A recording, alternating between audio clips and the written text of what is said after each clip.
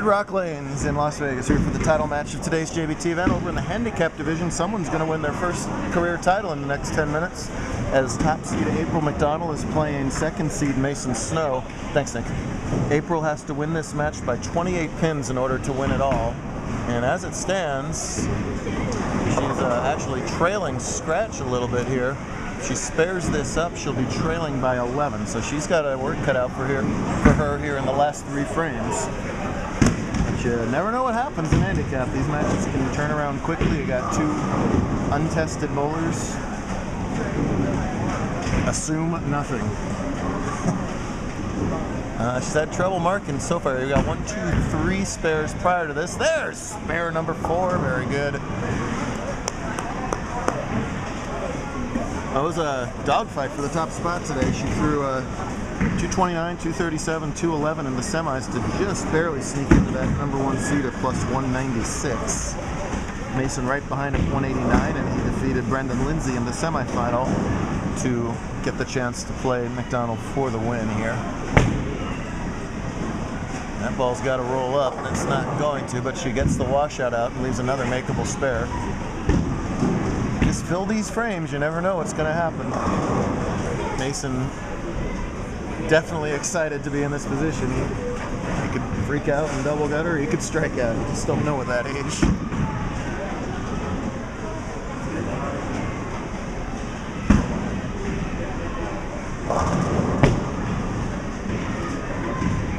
Oh boy. Same thing twice in a row. April's dad to my left did the little wrist thing after the first ball, and unfortunately the same thing happened on the second ball, and she's in trouble in this match. Now look at this guy. Does this guy's form at 10 years old remind you of anybody else at 10 years old? It's not quite the same with the balance arm, but if you go back and look at none other than Cortez's really early videos with us, from like Roswell and Silva Albuquerque, it's the only one I can remember off the top of my head. There's similarities. This guy's only 10 years old and rapidly improving. Yeah, that ball is going to chop the 1-9 off the 3, but he still leads by 14 and is getting 28 more, so that is a nearly insurmountable 42-pin lead. A couple frames to go. Rocking the Roll Tech shirts, one of our sponsors. I wonder whose kid this is. I don't know.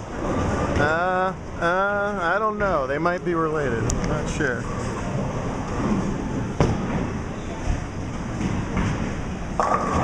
Bowled on Montreal, pretty and a lot of friction. Pretty favorable to the scratch bowlers and the handicap bowlers as well. Plus 40 cut in both divisions today.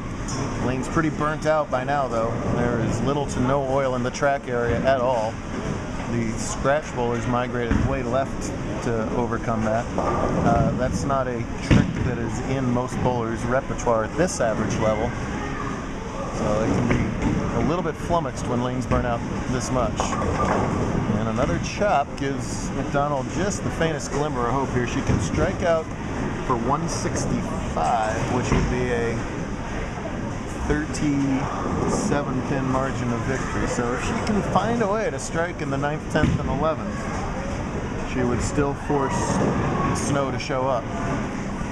Anything less, and it's going to be her second career runner-up finish.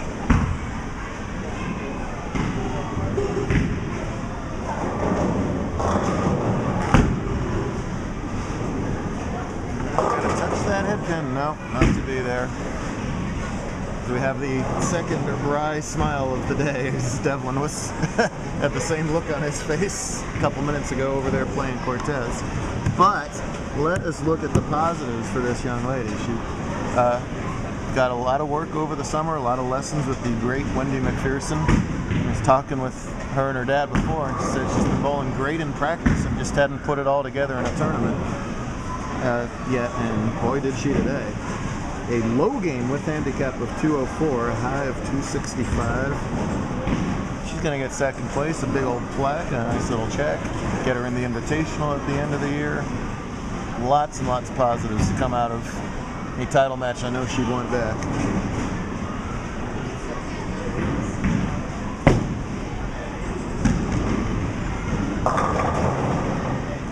going to be a strikeless title match unless she can go spare strike here in the 10th, and Matt's most likely going to beat her stretch.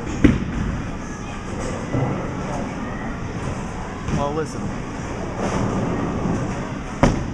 This is her low game of the day, and it's still almost the average she entered at, so clearly she's headed in the right direction.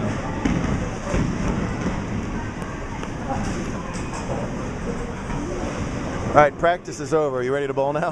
Yeah, That's all right. Let's try that one again. That's all right. Right now, it's a victory lap for a 10-year-old, yes. Whatever, for another youngster pulling out a win here early season. We had Crystal Amico win already in Mojave at 10 years old. We had a 7-year-old champ out in San Diego last weekend. So the youngsters are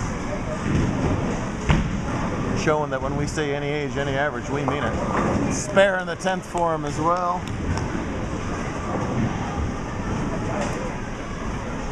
And thank goodness he stuck around. His dad forgot there was handicap involved in the last match, and he had him put his ball away and put his shoes on. You almost got a free ride in this tournament because he was starting to wheel towards the exits. They had to drag him back here to bowl one more game, and thank goodness for him we did, because he's won it all.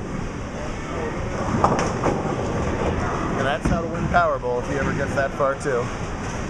143 is plenty, and Matt Snow is a JBT champion. Do you know that you won? More importantly, do you know that you won? You understand now I know that there's handicap involved, and that didn't even matter. Great stuff out of all of our finalists. We'll do it all over again tomorrow from here at gorgeous Red Rock Lanes.